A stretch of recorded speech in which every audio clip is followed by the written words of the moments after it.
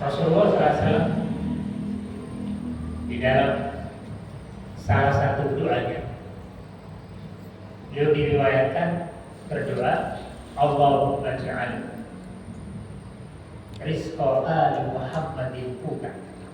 Ya Allah, jadikanlah rizki keluarga Muhammad itu adalah bahan makanan, bukan emas, bukan perak, tapi bahan makanan dalam arti mencukupi kebutuhan hari itu.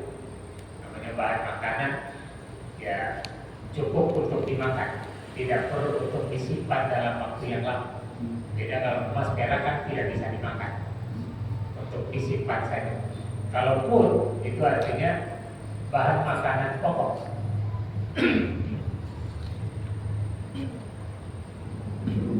Dan ini difahami oleh para ulama menjadi kenikmatan yang tepat diharapkan oleh orang. Karena walaupun emas peraknya banyak, harganya banyak, tetap yang dibutuhkan kan makanan dan minuman. Sehingga kalau rezekinya berupa makanan, berarti selesai kebutuhan hari itu tercukupi. Sehingga para ulama sepakat,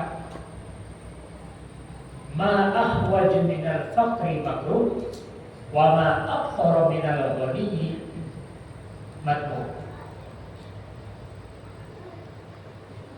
Sesuatu yang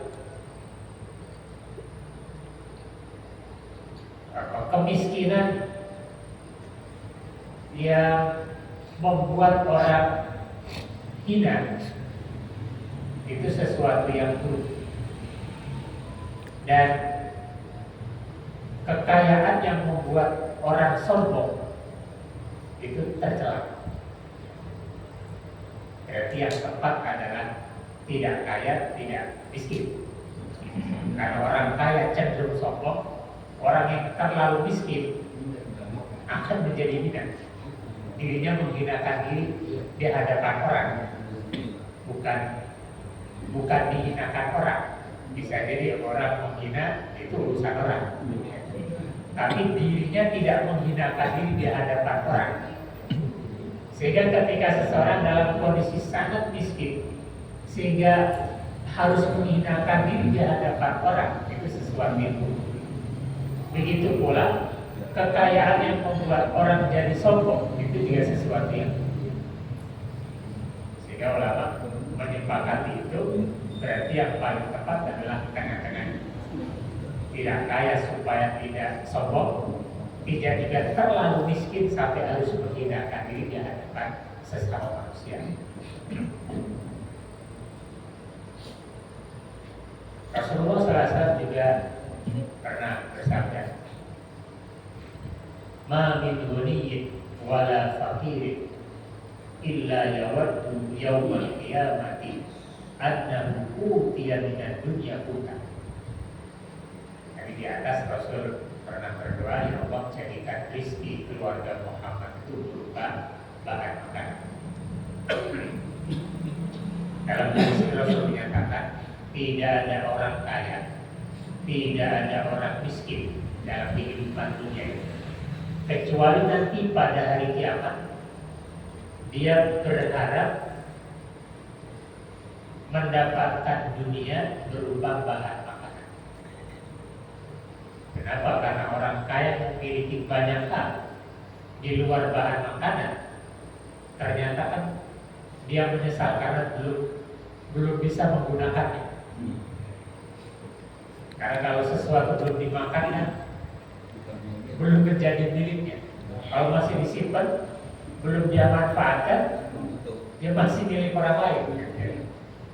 Kan Rasul menyatakan itu, rizkimu itu apa yang kamu makan, apa yang kamu pakai, apa yang kamu infakkan. Sedang yang kamu simpan belum tentu milikmu, bisa jadi milik orang lain. Cuma hari ini statusnya milik kita, karena belum kita apa-apain, sebentar lagi milik orang lain.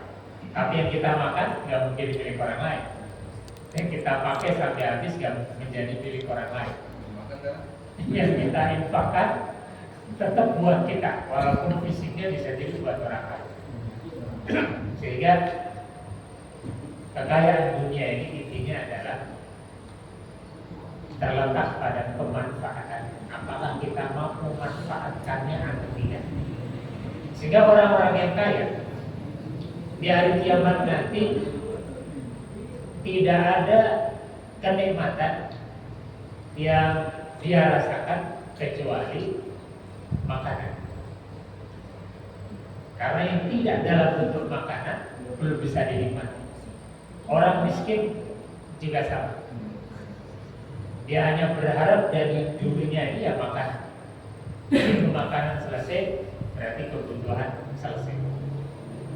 Ini kalau kita lihat dunia dari kacamata akhirat.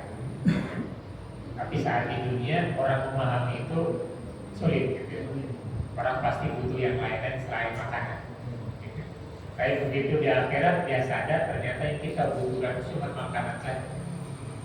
Makanan itu pun yang memang menjamin kita bisa beraktivitas melakukan ibadah. Artinya yang cukup buat perut kita. Karena kekenyangan membuat orang malas beraktivitas. Lapar juga sama, orang tidak punya semangat beraktivitas. Sehingga makannya yang cukup saja tidak kekenyangan, tidak kelaparan. Itu yang disebut dengan kenikmatan sehingga dia bisa melakukan aktivitas kebaikan dalam